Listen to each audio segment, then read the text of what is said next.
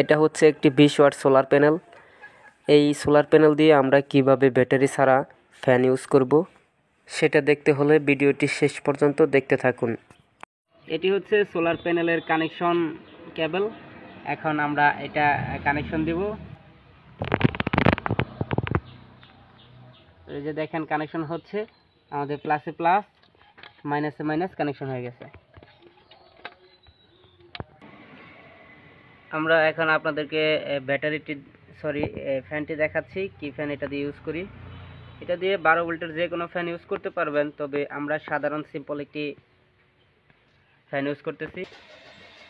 এটি হচ্ছে ফ্যান, এটি আমাদের তৈরি একটি ফ্যান।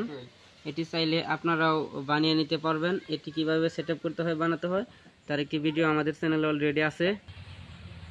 সেই ভিডিওটি আমি ইন্ড স্ক্রিনে আর আই বাটনে দিয়ে রাখবো, ওইটি দেখে নেবেন উপর থেকে ক্লিক করে। এই ফ্যানটি কন্ট্রোল করার জন্য আমরা একটি ব্যাট সুইচ ইউজ করছি। এটা হচ্ছে ব্যাট সুইচ।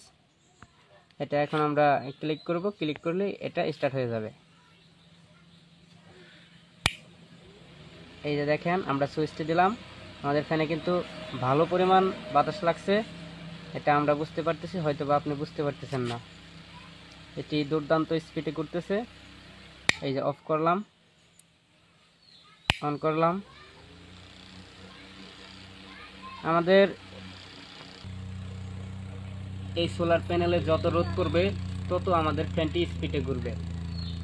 এটা অবশ্যই মাথায় রাখতে হবে, এইখানে যেন ছায়া কোনোভাবে না পড়ে, তাহলে আপনারা ভোল্টেজটা ঠিক মতো পাবেন।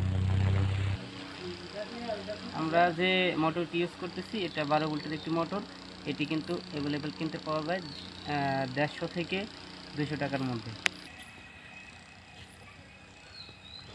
এটি খুব সুন্দরভাবে ঘুরতেছে এবং বাতাস লাগতেছে। তবে আমার সাজেশন অনুযায়ী আপনারা এই সোলার প্যানেলটি নিতে পারেন।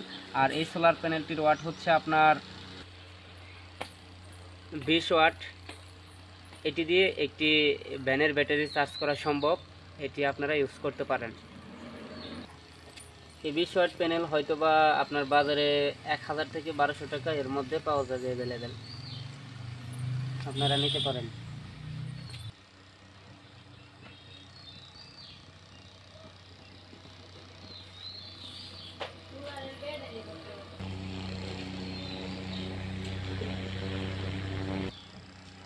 এটা আসলে কিন্তু অনেক জোরে ঘুরতেছে, যেটা আমরা মোবাইলে দেখতেছি মনে হয় বারে বারে ঘুরতেছে, এটা আসলে অনেক জোরে ঘুরতেছে। আমাদের সোলার প্যানেলে রোদ কমতেছে, বাড়তেছে, যার কারণে আমাদের ফ্যানটিও বারে বারে আবার জোরে জোরে ঘুরতেছে। এখন অনেক জোরে ঘুরতেছে কারণ রোদ অনেক হেভি।